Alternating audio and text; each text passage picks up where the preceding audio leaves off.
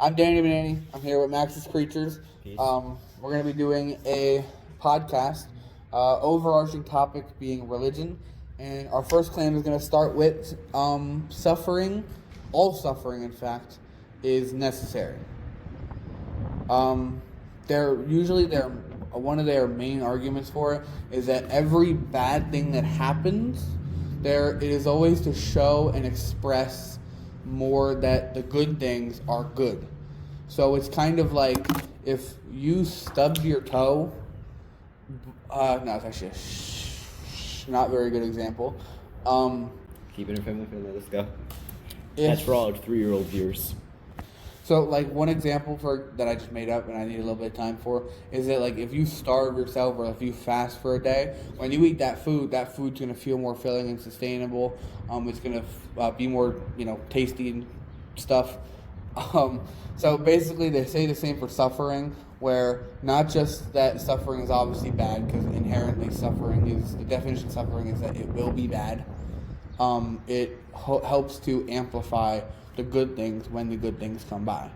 So even if it's, for example, one thing that I would like to say is that little tiny, almost perfectly sinless little kids dying of excruciatingly painful leukemia, how that suffering is going to benefit or express any sort of goodwill. They say it doesn't. That's not. I don't see how it could, unless you believe in reincarnation, where karma will come back to them and give them a much more fruitful life later on. But that is very odd. I'm going to be honest. If I am dying of leukemia, I'm not going to be thinking of all the good times. I'm going to be thinking about how much famine, because I'm dying of leukemia. It just makes no sense. Unless I get better, in which case I will immediately forget the pain and it will just be like, oh, I remember that used to hurt. Exactly, but what would that pain fruitfully bring you? Besides maybe more like pain tolerance. Nothing. It'll bring Exactly. pain. But they were saying, doing this will, for example, God is there to take away all your pain and evil. But if God is, now he's giving me my leukemia. If God is omnipotent in the sense that omnipotence meaning being able to do all things that's logical, so like that, stupid rock paradox. I'm assuming, have you heard of that? I have heard of 0 paradoxes, except for the grandfather one. That's a even that one, I'm not even 100% sure. So the omnipotence paradox is saying if you ask God to make a rock in which he cannot lift, if he can still lift that rock, then he cannot make a rock in which he cannot lift. But if he does not lift that rock, that means that God cannot lift all rocks. So either way, there is, no matter what, something that God cannot do. Wow. If you say omnipotence, meaning being able to do all things logical or illogical. Why didn't we start with this? This is great. Yeah. This got my neurons firing now. But it's because the reason that what? Not that I'm. The reason that paradox, even though it sounds interesting, doesn't actually hold any water is because a paradox in itself holds no water because you cannot conceptualize things that contradict each other in that sense. Like the grandfather paradox. Exactly. That's the reason. The reason it's a paradox is because you can't understand how to answer that question because there's no way of actually fathoming it. Yeah, that's why with the grandfather paradox, I just said, I like my grandfather, I'm not going to kill him. It's pretty cool. Let's take this off. So basically, if you want to redefine omnipotence, you should most likely just say that omnipotence is the ability for something or whatever to do all things logical. So yes, he can make a really big stone that he could still lift, because he could still lift a really big stone, but he could also make a stone that he can't lift, technically. It just means he can't do both at the same time, which is fine. But going back to that original point, saying that, what was I saying before? So, if God is all-powerful, being the fact that he can do whatever and take away whatever, including your life, whatever it may be, if he made cancer in the first place, why would he not just get rid of cancer? Because having no evil at all, let's just say, is better than the triumph of over evil. Meaning that instead of me fighting the bad guy and beating him, I feel like it would just be better if I didn't have a bad guy in the first place. Yeah, probably would cause a lot less suffering. But at the same time, like, it's very hard for me to picture a world without suffering, because, like, there's always challenges. I like challenges. Yeah. Challenges are cool. And challenges are what help you grow, so. So is that a point in their direction? Like, the suffering helps you grow. Maybe not all the time, but... But God being all-powerful, would he not be able to help you grow without the need of suffering? Because there's probably a very logical way of doing so. Okay. Assuming there is a God. Yeah. What would be another way to make us grow? To make a what? To make us grow. Like, oh, yeah. Overcoming challenges, that's a pretty good way. Yeah. But do you need to suffer to overcome a challenge? Practicing at soccer an hour a day without any injury, that's overcoming your inability to play soccer like a normal person. Yeah, but I feel like actual suffering probably doesn't need much, unless but maybe tiny suffering. Tiny. If I sprint as hard as possible for a good 15 minutes, I'm going to be suffering. Yeah. In a sense. Yeah. Suffering is the unnecessary infliction of pain or punishment. So, even if, for example, someone doesn't like doing homework, there are kids who do like doing homework. So even though it's suffering to you, it is not suffering to them. Same with any other sort of pain. Homework is ultimate suffering for everyone. And same with the opposite, meaning like some people like eating sugary food. Some people get really bloated and they get, are in pain when they eat sugary foods. So again, your joy is not necessarily someone else's joy, and obviously vice versa. So saying that, like, defining suffering, I feel like that's also kind of a loose term. So yeah, before we even continue, and we're 7 minutes in and still haven't said anything. We do need to define suffering. So, what would we define suffering as? Is it like actual torture? Is it a challenge? Suffering, I feel like, is saying a negative thing that you don't want. I guess you could say that. Yeah, something that. But it's kind of vague, because that would mean like, I wasn't the one who got a promotion at my job. It was my friend. That's suffering, because it's a bad thing that I didn't want to happen. That wouldn't work. All right, something that makes it genuinely difficult to survive. Okay, so it's based on survival then. Kind of. Everything I think about is about survival. So, me going to work and working isn't survival. I need food to live, not money. Even though it's a indirect cause of getting food, but still. Yeah. So thus work isn't suffering, but I know plenty of people who would say the opposite. I would just say an unwanted infliction of punishment. That works. Punishment. Yeah. But some people like punishment, so that's besides the point. Anyway. Yeah, but those guys are freaks. I'm gonna edit that out. So even though a lot of suffering is very helpful and extremely helpful in helping us grow, and like adapt as a species and planet, I guess, community, whatever. Species, I think, organism. I don't think that little boy dying of leukemia helps with suffering whatsoever, unless you believe in like the reincarnation and karma stuff. So it's definitely not all. Yeah. Suffering is good. Maybe some suffering. I could see if I get lost in the woods. Yeah. And I go 2 days without eating, barely drinking water, I'm puking my guts out. At least for a little bit, it is going to feel that much better to have a full belly and to not be puking my guts out because of bad water I drink, like getting dysentery and all that.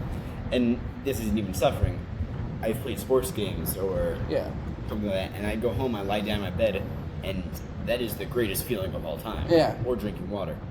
So not all suffering. Maybe some forms of suffering, like low-grade suffering. Yeah. But then again, when you define suffering as let's just say we're doing our definition again, unwanted in like enforcing of pain, punishment, whatever. Obviously off topic, but it's supposed to be an example. Then would you consider the world wars to be unnecessary events of suffering? Yes. So would you get rid of those world wars? Yeah. If No paradoxes involved here, as in like you can't go back in time and change, etc. Depends. Yeah. Is Hitler still killing people? No, he will not kill people. Then no need for a war. But then again, the war is also the reason we have anesthesia, which recently you had a surgery with anesthesia. Recently was a year ago. That's decently recent. Really? Well, you're Feels so you're long. 15, Yeah. right? So that's 1 out of 15 out of your life. Meaning It was just one day, and I don't remember the day. But I do remember I was high. 6.666% of your life Jesus, man. ago. So anyway, that's pretty recent, I say. Anyway, Why be good at math? So, being so, anesthesia, a lot of medications we have today, a lot of weapons we have today, a lot of security we have today. I think two-thirds of the population of the people we have today are because of things developed in the world wars. So, assuming that we would not have That's a gotten lot more that than the people gotten who that died in World War technology, Oh, well, now- without the wars happening. Looking at it that way, like, maybe they have a point. Exactly, but Even that was that more of a kid- question but if it's even unnecessary. even that kid who's dying of leukemia. Yeah. Yeah, for him, the suffering isn't worth it. Yeah. But at the same time, there's research going towards it. Yeah. So that suffering is kind of leading to a better thing. That's a good point. Okay, well, I guess we've convinced ourselves to change Crap. idea. And we're literally just debating ourselves. So Wow. I don't think that's a good thing to say that without them even being here, their point is so strong that we ourselves have persuaded us to join there. Well, I mean, they don't have to be wrong in everything. Oh, I didn't say that, but But crap. Okay, well, you know what? No, I refuse to lose. I'm a great scientific debater. The whole point is to come out with new information. Okay. mhm. Nope, that's still no. Their point's kind of strong. Yeah. I was gonna say, like, what if the kid shows no forms of research and it doesn't help at all, but it has to help in some way. At the very Yeah. least, you get to test out a new drug. So in some way, it is If they're going to testing help. a new drug, what if that kid is like the ones with the same meds as every other kid in that building? That the drug. Well, then you test in the effectiveness. The percentage will either go up or down. You get to know how good those drugs are. I mean, I guess all suffering is necessary, but is the That's a good way to put it. unnecessary suffering? Does it weigh the same as all the unexpected good that comes from that unnecessary suffering? No, they're wrong. They're wrong. There is nothing that helps people starving. Someone starving, that's not helping at all. Name one upside to that. When they eat that one bug off the ground, it's gonna taste a lot better. Yeah, they eat that one bug, they're gonna feel happy for like 30 Well, just seconds. like you until said, their they're stomach developing gets new drugs and stuff. enough. Yeah, but and not towards starvation. they're finding new ways to transport food over to them. But Yeah, again, we're back not to that doing original that. point that I said, We're not doing no that. evil being better than the triumph over evil, it would be the exact same thing. If we could have no one being starving, not hungry, there's a difference. Starving, I'm hungry. yeah. Having no one who is starving is better than having people who are starving, but we're making sure that they're not starving anymore. It's better just have no one starving in the first place. Alright, so saying that the triumph over starvation in this example is worse than just having no starvation at all, that's not a realistic scenario. That's not going to happen. There was most likely always going to be at least one person, probably even millions of people as we speak right now, that are starving. They are. Probably even like a billion, I'd say. I think there's probably about a billion people There's starving people- right now. Even in America, the land of obesity, there's Exactly. there are people Exactly. starving. And that's the ironic thing. The place that's free and supposed to be able to sustain everybody is probably one of the worst first world countries at doing so. Yeah, we're really bad at that. Yeah. But anyway, back to the original thing. Because we live in a world where starvation will always exist. Probably. I'd assume so. Yeah. It's pretty hard to get rid of stuff like that. Are the lives of the people who are starving right now, even though we are working towards ways of transporting food to them, finding more sustainable foods for areas of like deserts and dry, arid areas where things won't grow, or places where it's too damp to grow, or little rainwater or bad soil, etc. Are all those advancements and discoveries and technologies we're finding and just making, are those starving people's lives worth all the technology we've made? Just like we said in World War I and II about how the anesthesia, the medical technologies, the farming fertilizer and equipment that we made that made like I think 2/3 of the population we have today. Backtrack. I think so. It's like 1/3 to 2/3, I believe. You have to look it up. Good. I think his name is like not Greg. No. What? Never mind. Oh. What we're gonna edit this out. I just deleted the picture of the book. I'll never know what it was. No. You don't have like a backup story here? Oh. It's gone. Anyway, are those lives worth it? All the Jews and all the soldiers that died during World War I and II, are those lives worth it for all the new lives that it's made today? Well, Seamless transition into value of life. Let's go. exactly. So, question for the new claim and topic we're making. What makes one life, doesn't even have to be human, one... Did we finish the last topic? Yeah. We did? Oh, yeah, I guess. Yeah, suffering doesn't need to be there to be good. But it's pretty damn helpful, I'd say. It is helpful. But Very helpful. It's helpful, but it's not necessary. It's not always necessary. Not always necessary. Yeah. Specifications. So what makes one life more or less valuable than another life? Well, obvious thing would be to say complexity of life. It's probably one of the most obvious things and why we say that a human baby is more important than an ant. Okay? Not even just size-wise, because size is probably one of the dumbest arguments there is. Because I don't think massive elephant is going to be more important than Einstein, in my opinion. So, oh yeah, I just realized I just kind of... You just valued a life. You're just proving the debate before we even start. Well, but it was a exception to disprove the rule this time. So basically, obviously Einstein, in my opinion, was more important than the elephant. But obviously, I have not brought any reasoning up to say why. But I'm not going to. It's just a good example, and I feel like most people would agree with me on that. Anyway. So if it's not size, obviously, it's not height, it's not volume, that's just stupid. According to, if Einstein's more important than his intelligence, but... So intelligence is another thing.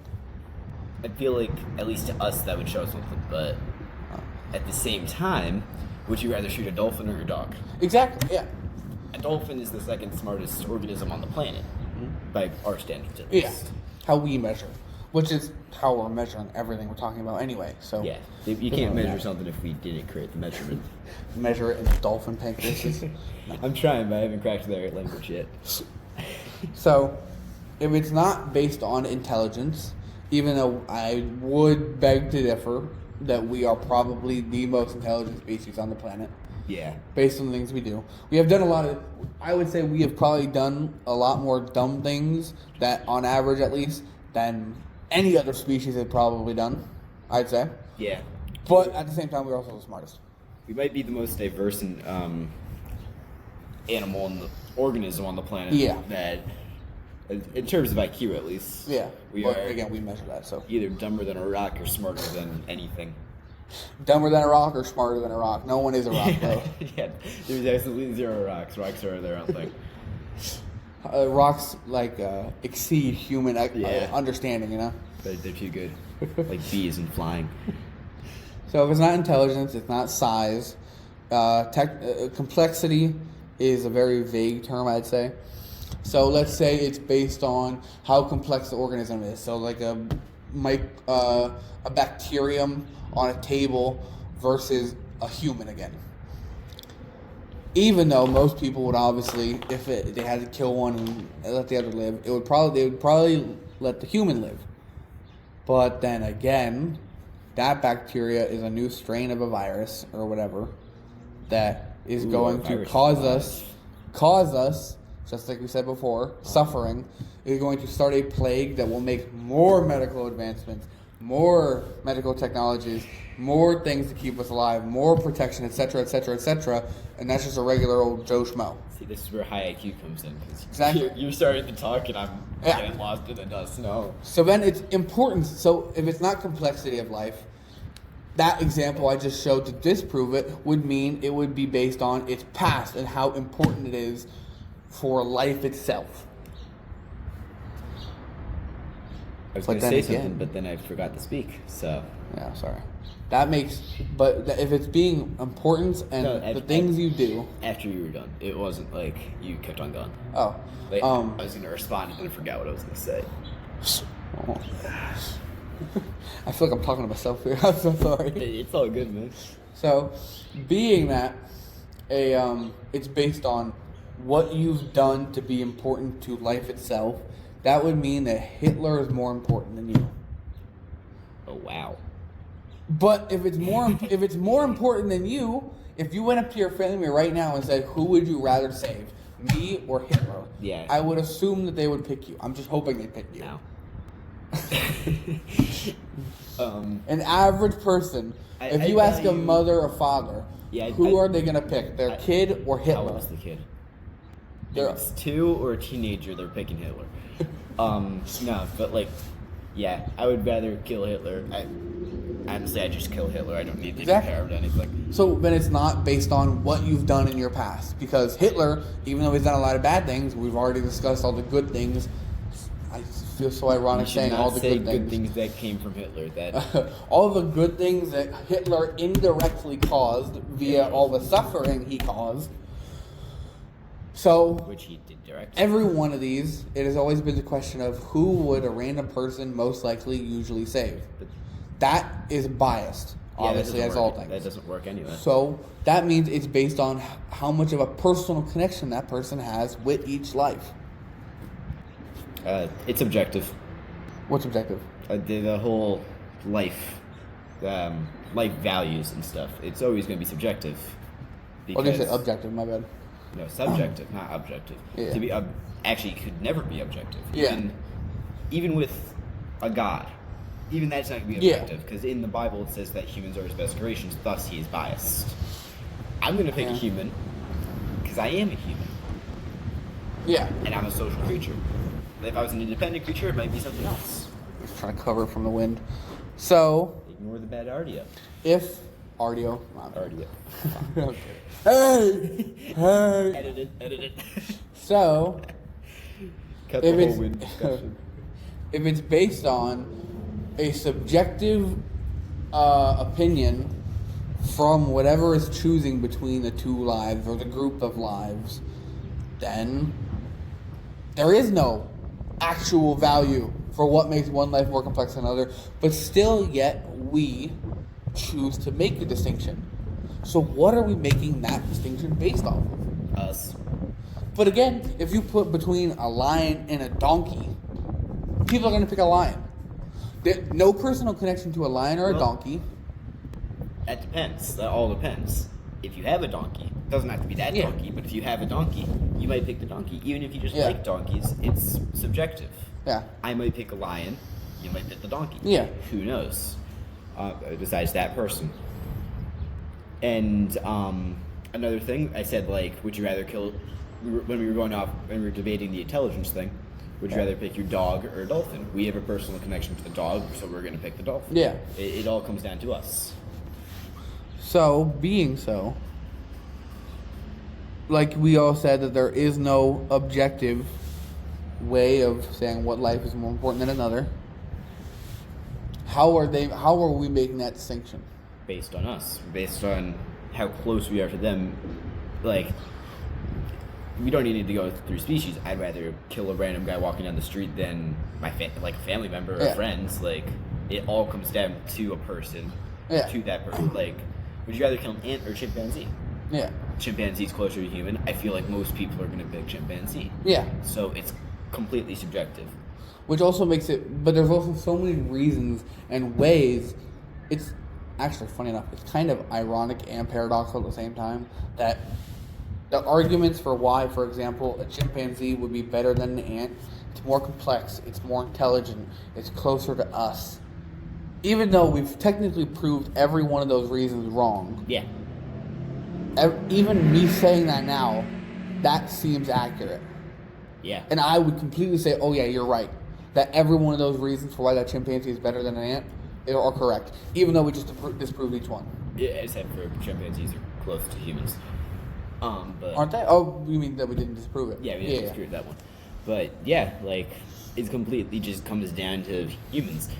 And another seamless transition, based on something I was going to say, if, in my opinion, all life is around equal value, if you were 100% objective, it's all equal value because everything only gets one. Yeah. So is life still valuable if there's an afterlife? Because if life is only valuable because it ends, and good is only good because of suffering, going back to the first topic, what happens? If an afterlife wouldn't do that, that gets rid of, if the end, the suffering, quotes. Yeah. If death is the suffering that is life and makes life good, wouldn't eternal life then make life not valuable? And if, according to the Bible, yeah. Wait for the motorcycle to go. Thank you very much, sir. I have never read the Bible. My apologies, but I've heard people say that a specific dog won't get into heaven. Yeah. Despite the movie, but humans get into heaven, no other animals is. So if we have eternal life, and life is only valuable because it ends, would that not put a bird's life over ours? Because ours doesn't end. Oh wow. That was I guess in that sense it is. So, like, now we're getting into topics about the afterlife. Which is perfect for religion. Yeah, perfect. Happy Easter. I guess this life that we have now, if there is an afterlife, would be like the catalyst for what's going to happen after we die. Yeah. So our life here isn't important for our life here. It's important for whatever the hell is after that. So we are here solely to judge what will happen once we get there. Oh, I hate that outlook. Yeah. I like this life. This life is... I mean, life can suck, but... It's the only guaranteed life there is. Yeah, so... Life being a general term to refer to anything that is living. Yeah. Because I feel like living itself is also a very vague term, but... Yeah.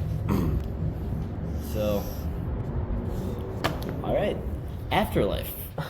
Does that then mean that this life isn't valuable? Is this life just the test? Because I don't want to think that what I'm doing, all the hard work I put into, grades, mowing the lawn, all of that stuff to try to create, honestly, for some people, maybe even me, I don't really know, to create an image. Yeah. Is that all for nothing? Is that all just so I can get into the real deal? Because it sure doesn't feel like I'm just trying to get into a real deal. It feels like this is the real deal. But is that not what all Christians do? Or like religious people in that sense? Because they are, even though it's in their Bible and other sort of books, I'd assume, to be good no matter what, would they not only be doing it because it says it in their book? And because, okay, wait, here's a question that I would pose for a theist if they were here, would be that if you found out that there definitely was a God, obviously, I know you believe that there's a God, but if you knew there was a God, and you found out your loving God who says, as long as you follow with me and do these things as I say, you will be most likely granted eternal life with me in heaven. Your 13 virgins, whatever the hell they give you. I don't know. I forgot what they said. There's 9 circles of hell, but... Yeah. But if you were guaranteed a good afterlife with me, that's what they're giving. That's what he's telling you. If you found out, there is a God, he still wants you to be good and bad. Or sorry, he still wants you to be good and follow him and tell other people to follow him too. But you weren't guaranteed a good afterlife. He said you were guaranteed to go to hell because you were born, let's just say, because you were born into a world full of hate, and you shall now take the punishment of your predecessors. Yeah, and going off of that, like, I'm assuming this is what you're getting at, but like, are people only good because of that idea of heaven? And would they still follow him if he said that? Beep. Okay, so basically, would a Christian or like a lot of theists, would they still be good if they knew it would, no matter what they did, they would still be going to eternal suffering? Or would they revert back to what they would say is like primal and like a ravage, an animalistic sort of thing, where they're raping, they're murdering, they're killing, they're gluttonous, etc., etc. Things that the Bible says you shouldn't be. Because if you do this, if you do good things, you won't have to do bad things in the afterlife. But if you do bad things now, you're going to be bad in the afterlife. But if you knew no matter what you did, you're going to go into the afterlife, and that you're going to suffer no matter what, would you still be good? Obviously, it's a hypothetical, so it holds no water because I could say anything. I could say, oh yeah, I'd kill Hitler if he was right here. I can't say that. Yeah, like, would you kill baby Hitler? Exactly. People say they would. I'm going to say yes, but put me in front of baby Hitler. Oh, little cutie. Oh. You need your diaper change. Oh. You been that cute. Yeah. How many people are you going to kill while you grow up, huh? Sorry, you got the beginnings of a mustache. Yeah. My opinion, I don't think they would still have the morals. No, but again, would we still have the morals? Even though we're not religious, and let's say we never grew up religious, would we still have those same morals as we do now, or would we join them? Going even further than that, is it even a religious thing? Or is it a genuine just social thing? Because it wasn't God that told me not to, punch someone for no reason. It was my mom. What if my mom never told me that? Yeah. I mean, they're getting it from God, but yeah, I know what you mean. I don't know. My mom's not really religious either. Yeah, my parents are, but that's where I got mine from. But again, I think they're getting their morals from what their parents told them, and their parents, blah, blah, blah, blah, blah, back in time. They got theirs from God. Eventually coming from God, yeah. But again, at the end of the day, I feel like it's not like back then, before they had religion in that sense, that everyone was just punching each other, raping each other, killing each other. It was still bad. It was crazy. But they're like, hey, listen, when we're actually working as a group, we get things done. Also, we just evolved to be social creatures. Exactly. That's just what we are. Exactly. So why would they say, oh yeah, we need religion to have all these good morals and for us all to work, when it just feels like it's common sense to be like, hey, when we actually work as a group and we actually focus ourselves on getting things done, things get done. Yeah, you know what? Saying that, and now that I'm actually thinking about it, I think they still would, even without God, unless there are actually psychos out there who are only doing it because big angry man with lightning bolt. I think just evolutionarily, and on an evolution standpoint, a species standpoint, it would be terrible evolution if we were trying to kill just everything. If we were just evil creatures, we would be extinct within a week. But again, jumping on the bandwagon of everyone doing something because everyone else is doing it, no more than probably 70 years ago, racism. Yeah, black people were still getting hosed down in fire hoses. They were getting beaten, and Martin Luther King was only like, what? I can't do math, but it wasn't that long ago. I think he was 28 when he had the speech or something, right? So he was some age. In the 60s. No, I mean he was 28. Oh, yeah. He wasn't that old. I remember that. I thought you were saying he was 1920, and I was like, jeez, what's my timeline? Yeah, I think he was. But yeah, he could potentially still be alive today if he wasn't assassinated. I think MLK was actually born on the same year as Anne Frank. Huh. From what I remember, I saw a video on that. But anyway, so But, yeah, like, she was a young girl in World War One, I think, right? Yeah, I think World War One. So he was probably born 1918. How old was he then? Maybe I was wrong. Anyway, Max is looking it up now. Being so, even though I would say just like back then, I wouldn't be a racist. He'd be 96. He could still be alive. He was born in 1896. No, he would be 96 years Oh. old today. He was born in 29. When was his speech? Yeah, he was assassinated at the age of 39. Okay, so yeah, I didn't know he was that old. Not, you get what I mean? Yeah, but he'd still be alive. That Yeah. whole thing, like, at least in my opinion, from my point of view, I don't know what yours is or the poor souls who find this. It feels like it was so long ago in my brain. Yeah. It feels like, that was almost a completely different nation, but it was like 50 years ago. Yeah. It wasn't even 100 years ago. Yeah. Like, it was all so recent. I think morals change. Yeah, and I mean, like you said, going farther back, the Inquisition. Oh, Spanish Inquisition. Yeah. Yeah, that was not. Not the Christian. Was that 17 or 14? I have zero clue. I just It was know a the decent Mel amount Brooks of time song. ago. Oh. Even though I and probably you would say, back then I wouldn't be racist. But It was not a good. It was not a good Yeah. majority. It wasn't like even a big minority of people who were not racist until very long after. I feel like almost a lot of people are racist. And the same logic being that would you not hop on the bandwagon with everybody else and be lustful, rape, kill, murder? I think we would not have advanced as far as we did today if we did not have those morals. That's true. I do believe we're not based off of the Bible, and we're just based off of common sense that the Bible tried to claim it created. This is gonna sound awful. Yeah. This is gonna sound like I'm a terrible human being. Black people. No, I'm kidding. Not on camera. No, I'm sorry. I feel like a large part of where morals come from is just people complaining. Yeah. You hose, like you said, black people getting hosed down. They complain enough, people realize, this isn't working very well. It stops. Yeah. Women can't vote. They start complaining. The nation's falling apart. Realize, oh crap, this isn't working so well. Yeah. It stops. Like, not fully, obviously. I feel like there's always going to be at least one person out there who has those old-fashioned beliefs that were like 50 years old. But yeah, it all comes down to someone was unhappy, and it doesn't work well. Yeah. If a bunch of people are unhappy, the society will not work well.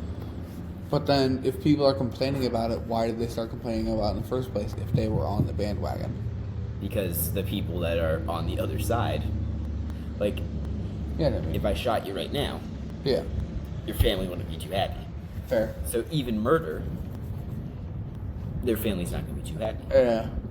And then eventually people start figuring out, okay, number one, people are unhappy, and number two, in the case of murder, we're losing too many people.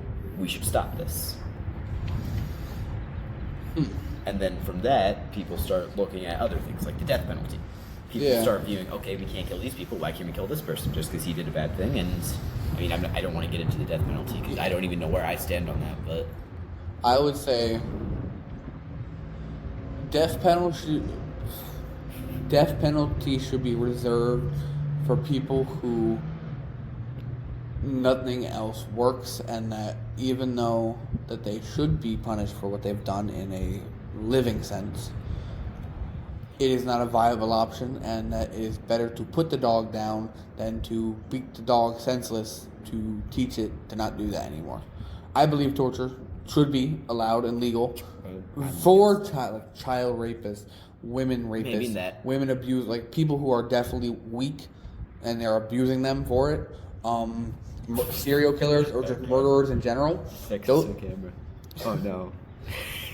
No, like obviously, I'm just making fun of you. But in general, people who do things like if it's a gang war and some guy kills another guy, there's a mutual understanding that you chose that life, you are going to be a part of that life, Yeah. And there are consequences of that life. There's no rape in it. There's no me being more powerful than you and I'm making sure you know that. There's nothing. It's just mutual opposition. But rapists don't do that. Child rapists, abusers, etc. They don't do that.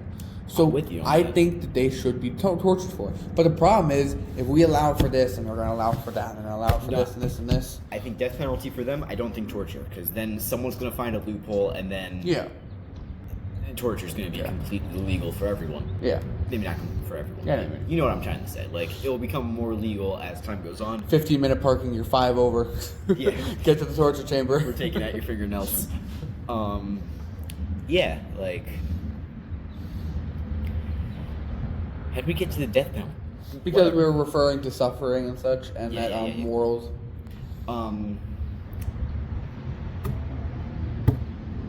Death penalty should be allowed in certain cases, like extreme serial killers serial killers, someone who's only killed once but did it in such a horrific way, like completely tore them apart while they were still breathing and stuff.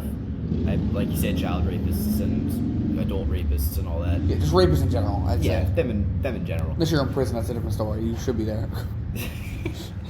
I'm cooked. Okay. Anyway, continue. For that, the death penalty should be allowed, but you need concrete evidence. Yeah. Because I don't want a Green Mile happening. Yeah. I don't want someone's personal bias to get in the way and now a completely innocent human dead. I need if you have concrete, objective evidence, go ahead. That's the thing.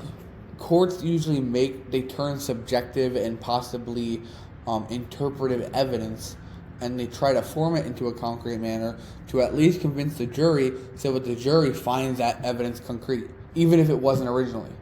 So if they say, there's a blood splatter there, and the only person standing in that direction for the blood splatter have gone that way, that was actually not a reference, but I see what you mean. I see what you mean. I don't know anything about OJ's case besides the whole glove thing, but like that could be considered subjective. Like, exactly.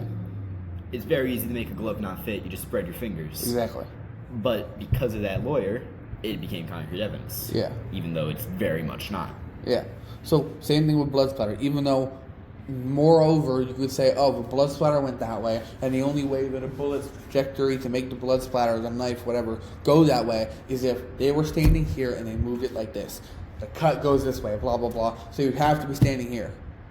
Unless you've gone through every other possibility of standing with that knife, going in that direction, there's no way to actually prove that. That's true. So even though that sounds objective, it's really subjective. And you can do that with any evidence to make it concrete. So... yeah. Concrete enough. I need it to be super concrete. Like, I need fingerprints. Yeah. If you want it to be like a blood splatter thing, but it needs to be concrete enough that it's undeniably them before you kill them. Yeah. And multiple people agree. But then again, being able to sentence that to someone, like torture or death penalty, even though, because it's a criminal case now, because I don't think you're going to say, that guy got a parking ticket, or that guy beat his wife. It's a civil case now, because it's not a felony as far as I'm concerned. The judge is the one deciding on that. It doesn't matter It doesn't matter what the lawyers bring up. It doesn't matter what the jury brings up or whatever. It is what the judge says at the end of the day. Want to start talking about how to change the legal system? That would be lovely. Let's have 3 judges in every single case. 3 judges. But they should have no correlation with each other whatsoever. No, completely randomly. One is picking. No, we can't have picking by the defendants. Then we just have the whole problem of it just comes down to one judge again. No, different judges, varying in expertise, varying in all of that. They as little in common as possible, except for the fact that they're all judges and they should be good judges. But and then they see it, that should make it more objective. Not completely objective, but more objective. Yeah. But then being so, if they're so different and they only have areas of expertise and there are certain areas, obviously, would they ever disagree? And if they can disagree, would there actually be a concrete declaration of guilty or not guilty? That's why there's 3 of them. Yeah. Harder to bribe 3 people, in my opinion at least. Unless they're in a group, but obviously said no grouping, so... And if even one of them is like a good, honest person, and someone tries to bribe all three, they could just rat that out, ban, quick, case over. And the three things, if even 2 out of 3 people agree, I feel like it's gonna be more concrete. Yeah. With just one person, like he could have a bias that not even he's aware of. With 3 of them, it could be less of a bias. Yeah. In theory, I don't think it would work out that way. I mean, there is 3. There is 3 federal government systems anyway. The judicial, federal, and legislative. So 3 is a good number, but I don't think it would work out as well because nothing ever works out well. Yeah, but if one the defendant picks, one that the prosecutor picks. I'm just going to use politics as an example. The Republicans and Democrats. If you have a Republican party here or a Democrat party here, and then let's say the third person, the third judge, is the vice president, whatever way that guy is going to lean, the whole party leans. So, like, if we obviously right now we have a Republican vice president. This is a pretty extreme thing because Republican, like, they're controlling everything right now. But that's because that they have a majority in the Senate and that their vice president is also Republican. Their vice president in this case is the third judge. So if one defendant is going to lean for this guy to be good, this guy, the prosecutor, he's going to lean for the bad guy to be bad guy. Third guy, he is the deciding factor now. Because if it's majority wins, then unfortunately, it's basically just back to one judge anyway. Unfortunately, as of right now, it's really all everywhere. Is you're against me, thus I'm against everything you say. Yeah. Which is not how anything ever will get done. Because then it's literally if everyone took a knife and they were on opposite sides and they all stabbed forward, whoever has more people is going to win. Yeah. So it doesn't work. But back to the moral thing, being we get political so quickly. Always back to them Reds. But I don't think I would still be moral if I was born into a world of immorality. If it was still or moral at the time, unless there, like you said, there was some sort of like insurrection or something, or resurrection of morality, good morality that is. I don't think I would be good. Just like I would probably be racist if the time was racist. I would probably hate women if the time still hated women. The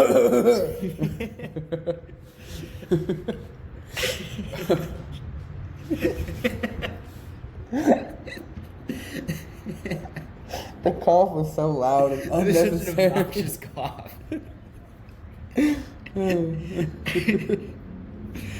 Oh God, we're a feminist podcast now. Andrew Tate, we invite you.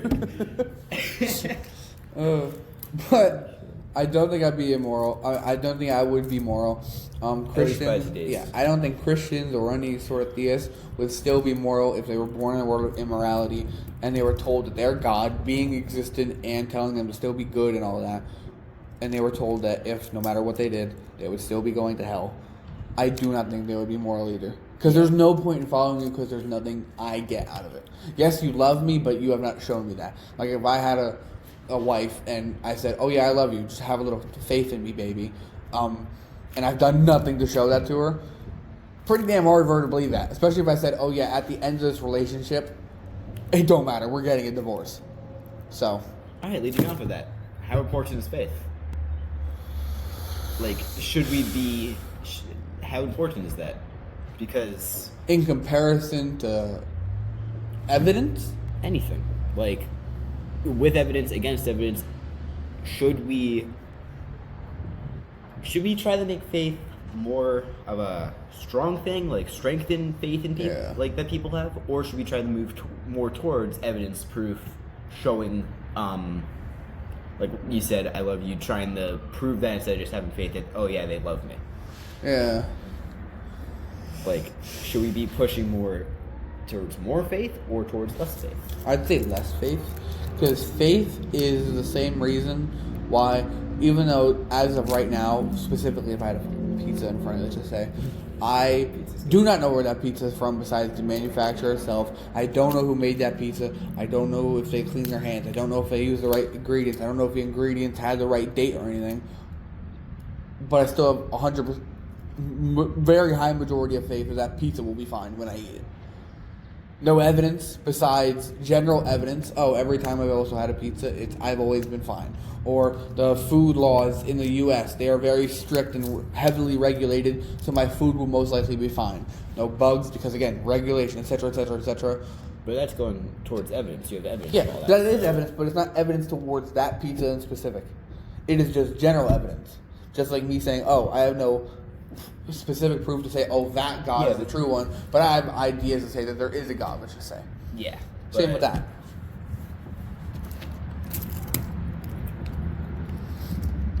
I forget what I was going to say. I gotta give you like a notepad to write it down. That'd probably help. Oh my God, look at the time. Wow. Yeah. Time goes by when you're hating on women like Andrew Tate. That's why you're so successful. I know, right? Thank you so much, good sir. I think faith. No, I'm turning into that. I'm hoping we're gonna edit that. I'm turning into that asshole who records at the gym. Okay. I'm turning into the asshole who records at the gym and they gets mad when someone walks in front of them and get weights. Oh yeah. No. Okay, whatever. I'm fine with being an asshole. So I would say that I think faith is important because without faith, you would be completely questioning everything, which is a good thing, in my opinion. But you should save your curiosity and skepticism for the things that will actually most likely harm you. Unless you are like Putin himself, I doubt people are poisoning your pizza. So you'll be fine, most likely. Putin's listening to this like, oh, not afraid to eat dinner now. Bam! Now we have terrorists with every country. Israel. Alright, I was gonna say something. I'm in front of Putin. Crap. I really do need a notepad. I think logic is always more important than faith, but I don't think you can. Faith. I don't think you can have one without having the other to have a strong relationship with whatever you believe in. Yeah. Whether it be religious or that food is safe, whatever. That being said, I don't think we should move completely towards logic. Yeah, I agree. One without the other is always bad. Because. But if I had to have one, I would prefer logic over faith. Sorry, I yelled that really loud. That was pretty loud. I thought you were like at the tongue or something, but. Mickey Mouse.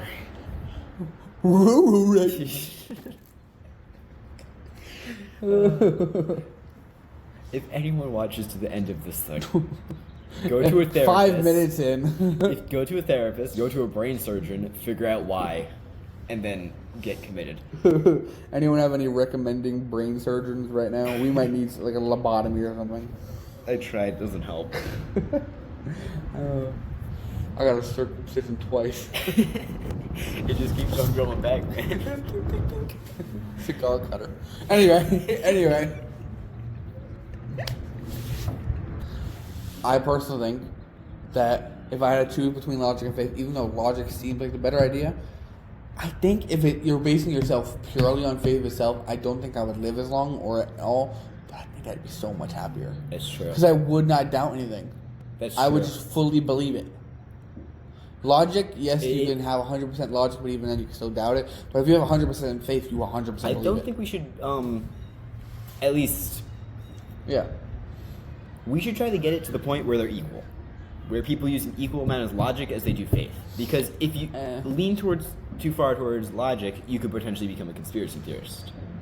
If you have a certain amount of faith and then a certain amount of logic, you might become a conspiracy theorist. Because then your faith, you're 100% sure in, but then your logic makes you doubt everything else. Yeah. And then that leads to a conspiracy.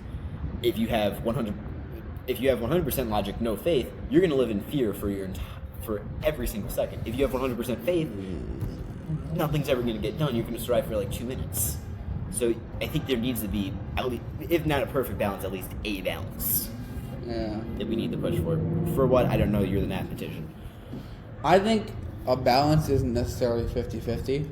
I think a balance is like a perfect ratio. Yeah. Where everything There's Maybe not 50-50. there's less disagreement between the few. Yeah, not 50-50. I would like to refrain that. No, I know what you mean. I would like to strike that from the records. Because balance usually implies like 50-50, Yeah. like an equal amount between I would like everything, to but strike 50-50 from the records. Is it going to storm? it might soon. Feels So like a storm. it's not like we're not going to be able to wrap it up in time anyway. Now We're fast. That's what a lot of people do, so might as well. No, but Every single organism and vehicle wants us to have terrible audio quality. I know, right? Just hating this or something, bro. Let's see. Normal things kids talk about. Please keep on walking, aren't you? So my bubble gum. Oh, it's still recording. Wait. You guys want some bubble gum? We can share. This is gonna be so heavily edited. So. Hello there. What else? Okay, so I think we got the claim done pretty well. I can't think it was. Yeah, I think you're kind of good. I can't think it was smooth transitioning. So let's do one more claim, and then if we branch off to something small, it's fine. And since all this entire conference is getting into it anyway, whoever did that's a legend. Oh yeah, no balls. They used to have one up here, but they didn't have it there. Yeah. I don't know if you can see. Let me see if I can show it to you. Oh wait, no. We're recording. I just realized we're gonna put a photo over it anyway. We're taking a photo of that. That's gonna be the photo. Oh, that's actually so smart. No, I can't zoom out. Anyway. Sad. Oh, anyway. So let's think of another claim because we did use the other claim, didn't we? Yeah. Hold on. We're gonna. Okay, so if we do think there should be a balance between everything of logic and faith, does the logic and faith balance stay the same no matter what the concept is, or does it change via what the concept itself is? So if we're talking about abortion, should there, depending on what your stance is, would it, this is just an example, it's the first thing I think of, would you want to put more logic and less faith into it, or more faith and less logic, and why? Yeah, I think we should try to there should always be a balance. We should 100% always think we should never put 100% logic, 100% faith. There needs to be some sort of balance. Yeah. But that needs to vary for the topic, and we need to figure out and damn it. Can I actually just stop you guys? It's cool. I'm gonna restart. You want me to pause? Let's go. There should always be some level of faith or logic. Yeah. We need to determine when we should use more logic and more faith, because using 100%, that's not going to work. Yeah. So we need to put in something where, not put in something, we need to figure out when we should be more faithful and more logical. Yeah. How would we? I don't know. I'm not smart enough for that. Yes, because any normal person is. No, I'm normal. I was gonna ask you about the gift thing, but we can do that after. Anyway. Yeah, we could. I would say that I think that's also a subjective amount. Yeah. Your balance of the same exact opinion, even if you hold the same stance on whatever it is, same issue, whatever, I think your ratio will be different than mine. And I don't know how you would find your own ratio. I think that is purely just gut instinct itself. But if you think about it more logically, the more important an issue is, you would probably want to heavily rely on more logic than faith. Because logic will most likely get you to what the actual answer is, and faith will help you to believe that your logic, each step, is actually correct. So I think what we've discovered here today, which is not a very groundbreaking discovery, everything is either subjective, and if it's not subjective, it's going to change. No, I'm kidding.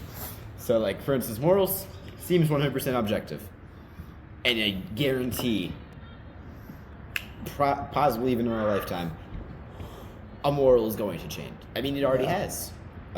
You mentioned abortion as a thing, but that is a moral that has changed. Yeah.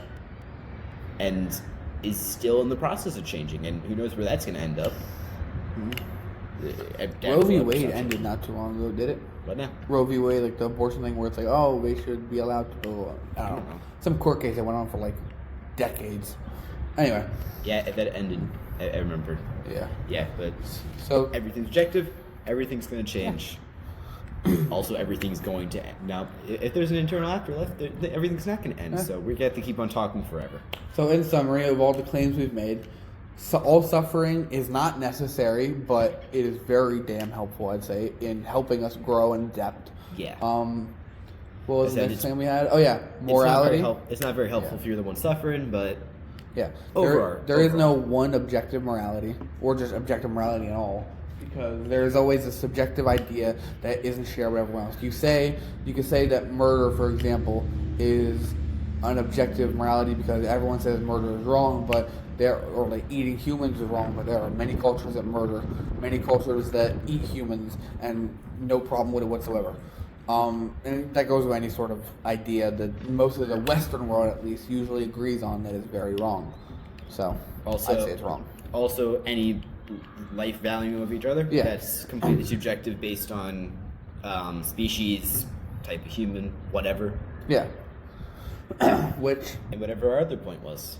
That was if you were still moral, like if you knew that there was no good afterlife for you, would you still be good? That is also subjective, I'm guessing. I don't really remember that part of the conversation. We said I think your surroundings will define you more than your peer beliefs pressure, will. peer pressure. Yeah.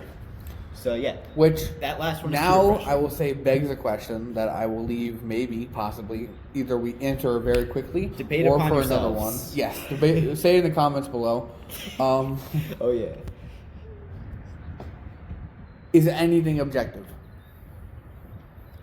So far, everything that we've said would possibly be objective. We have disproved to be completely subjective. Guaranteed. Time isn't objective because we've made time. It's a social construct. Kind of. Time does not exist. There is no natural thing that says time is here. There are things that, as we measure time to exist by, time does not exist, which can be our next podcast. If it is on Unfiltered, if not, it'll be on my channel, I'm assuming, because I can't understand Spotify. Anyway. Yeah, we're going to make it a new channel. Exactly, yeah. That's actually a good idea. Anyway. Unfiltered Pepper. Yeah.